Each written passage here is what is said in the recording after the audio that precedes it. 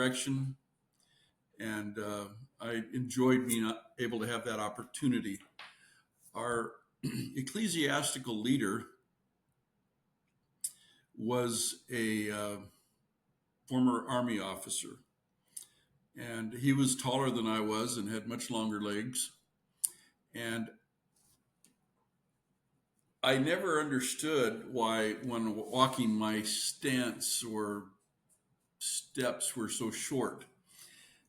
In later episodes, I'll tell you what I found out, but I would struggle to keep up. And so we would typically gather the boys as early as we could, which wasn't very early because of school and after school activities. And we would take them out camping for a night or two. And we had gentlemen come and fix these amazing meals for them. We had an awful lot of fun.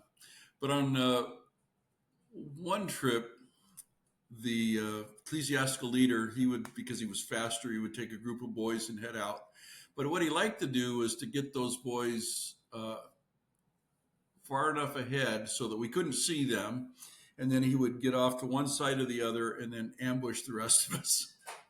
And I guess it brought back memories of his Army days. Now, you need to understand, this is before we've had dinner. So I've got a bunch of hangry boys, and they're carrying all of their gear, their tents, their water, their food, and we're going into a place in the dark. And I've never been to any of these places because I'm new to the area. I grew up in Tucson, and this is in El Paso. And so one night, and the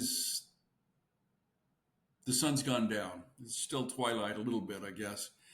And anyway, they sneak around and sneak up on us, and I end up rolling my ankle very badly.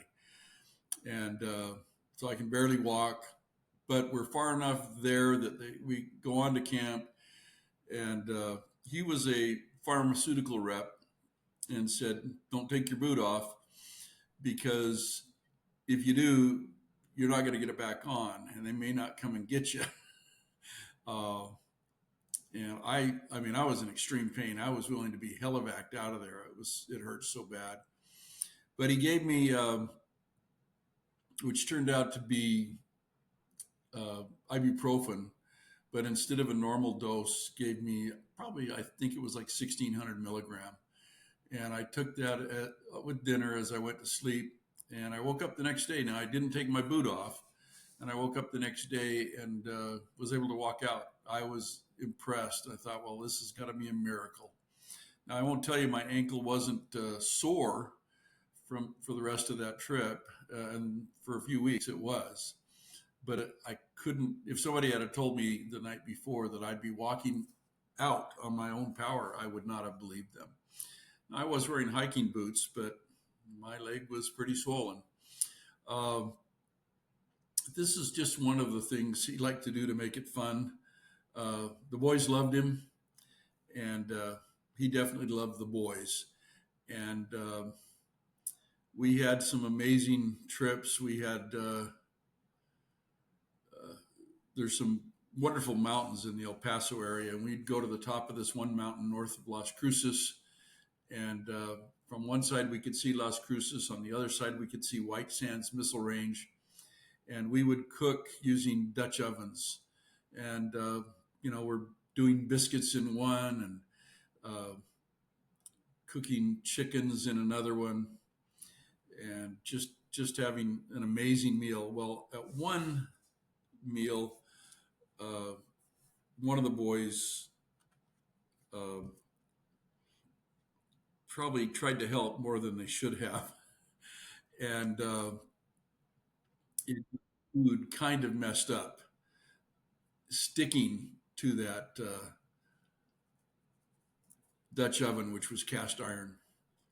And we got as much out as we could, but it was bad. And the boys were really, there were two boys, and they were concerned that their dad would get really upset by this. And I told them not to worry about it, that we would get it solved and resolved. And but the boys were really kind of worried about it. So what we did is we ended up burning all of the excess, the stuck food right out of the pan. The And if you're not familiar with the Dutch oven, what when you cook outside with them over a fire, they have legs on the bottom and then a big lip around the top. And so what you do is you put it over a few coals, and then you put a few coals on top, and that's what turns it into a Dutch oven. So anyway, we burned everything out each day before we decamped, and loaded back up. Uh, I was able to get some oil in that pan and the Dutch oven, get it all seasoned again, so that the dad wouldn't have a problem. And then I told him what I had done, that I'd reseasoned it and why, and that I took the blame. And of course, the dad wasn't going to be angry at me, uh, and he actually became a pretty big supporter of our activities. He was the one that arranged to take us rappelling, uh, and that was an awful lot of fun. We had a great time. But I guess what I would say is, if you're going to sneak up on people, leave the leader behind. Just don't surprise him and freak him out. That wasn't fun. And after that, they were more careful with me, realizing that while I was a big guy, I at the same time uh, had fragile ankles, and I didn't understand that. It took years to figure out what was happening, and I'll cover that in another visit, maybe sometime soon. But thank you for joining me for Brain Break with Randy. I hope you're enjoying these, and getting out, getting away from our screens, as we call them, and leaving the modern world behind is, I think, a good thing. And it reminds us of what's important and what can happen uh, in there. And we built some really good friendships with these men and boys, uh, and sleeping out under the stars. Um, it's amazing to me the number of people that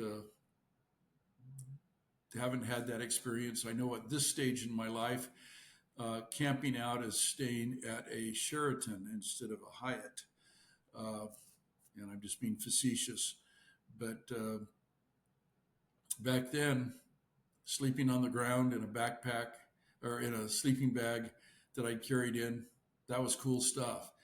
And it's only as I've gotten older and not as flexible that sleeping on the ground, on a hard ground, isn't very appealing.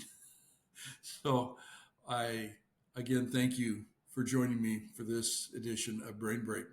Hope you have a great night, and we'll talk to you soon. And if you please like and subscribe, and invite your friends and family to enjoy as well. I'd appreciate it. Take care. Bye now.